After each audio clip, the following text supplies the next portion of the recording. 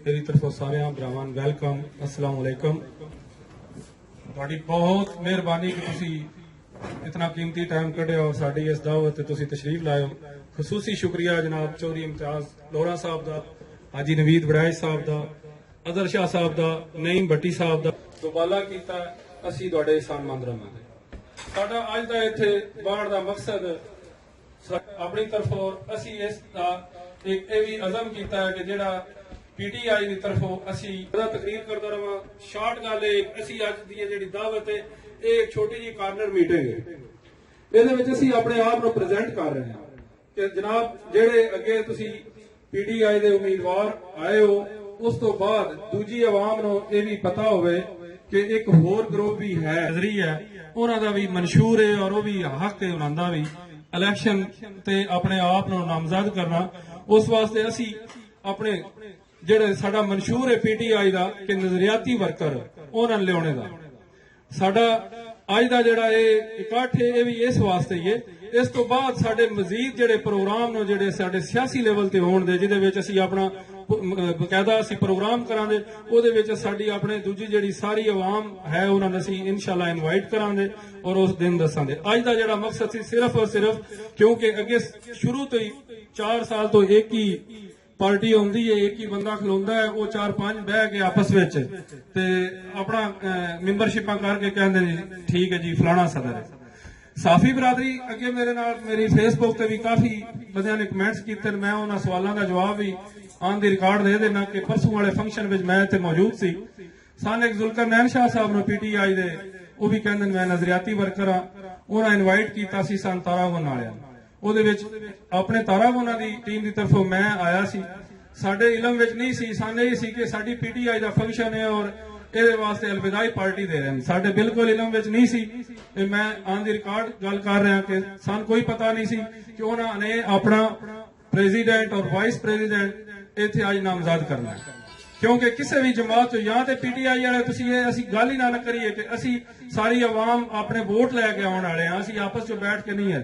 अगर असी उसने नहीं अपनी उस जी साड़ी मंशूर है उसनों नहीं असी देवांगे फिर साडा कोई फायदा नहीं। उन्होंने इत्थे साडी किसी मशवरे तो साडी किसी भी दूजी जी PTI दे जेडे असी आवाम बैठे साडे नाल उन्हां दा कोई किसी किस्म दा मशवरा नहीं। पिछले पैनल विच असी इकट्ठे सी, साडे नवीद बेगा साहब उन्हां दे नाल वाइस प्रेजिडेंट आन, मियां इरफान सजाद साहब स्टेज ते बैठे ते सदर दे सन अहुदेदार। उन्हां नाल साडी कमिटमेंट होई सी, उन्होंने कहा सी कि असी जनाब तुसी साडे नाल तुरो, असी एक ही हां सारे PTI दे, असी जनाब तुहाडे नाल तावन करांगे। इस बारी सन सदर असी हुण खलो चुके हैं, बस सलोने चौके ज्यादा कम्यूनिटी है तो तुसी मेहरबानी करो। उस वेले भी साडा यही मकसद है कि PTI किसी एक बंदे दी PTI नहीं है, हर बंदे नूं इस दी राय रखण दा हक है और अपना वोट पाउण दा हक है। उस वेले भी साडी यही गल सी, अज भी असी उस अपने उससे अपनी गल ते कायम है कि जदों भी किसी कलिया हो के कहना ना कि ये मेरी जमात है और मेरा बड़ा भाई सदर है या मेरा छोटा भाई सदर है ते असी जेडे सैकटरी लियावांगे वो ही आउण दे, साडा वो बिल्कुल मकसद नहीं है। असी एक नवी क्यादत लैके आ रहे हैं, नवे बंदे लैके आ रहे हैं जिन्हां दा एक रिकॉर्ड है PTI ते, जिन्हां ने कुर्बानियां दित्तियां हैं। उस वास्ते पिछली बारी मियां साहब सन, इस दफा फिर अगर वो किसी भी चैनल ते आके कह दें कि असी इन्हां तारागुन वालियां नाल या जिहड़ी पिछली साबका क्यादत साडे नाल टुरी सी असी उन्हां नाल सलाह मशवरा कीता है या असी उन्हां दी राय लईए या असी उन्हां ने आख्या होवे कि यह साडा इरादा है, फिर असी कभी असी ये गलत जेड़ा कर रहे हैं गलत कर रहे हैं।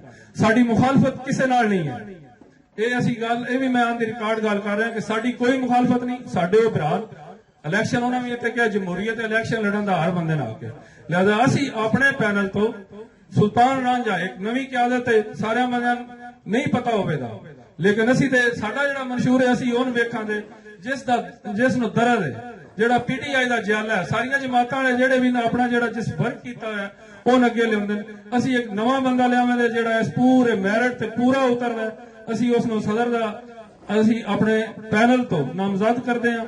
बाकी तुहाडा सारिਆਂ ਦਾ बहुत शुक्रिया। अज दी जेड़ी साडी मीटिंग सी इहदे विच सारे फर्दन में सारे बंदियां दे नाम विद बल्दियत विद फैमिली ने सारे ये सारे साडे घर दे बंदे बैठे, फैमिली फ्रेंड बैठे। इस तो बाद साडा मजीद जेड़ा काम है असी बकायदा अपनी जेड़ी सियासी जेड़ियां साडियां ख्वाहिशां उसनूं अगों असी मजीद अगों जारी करांगे। अज दा साडा जेड़ा फंक्शन है वो है, लिहाजा सारियां दी बहुत बहुत मेहरबानी तुसीं आए हो।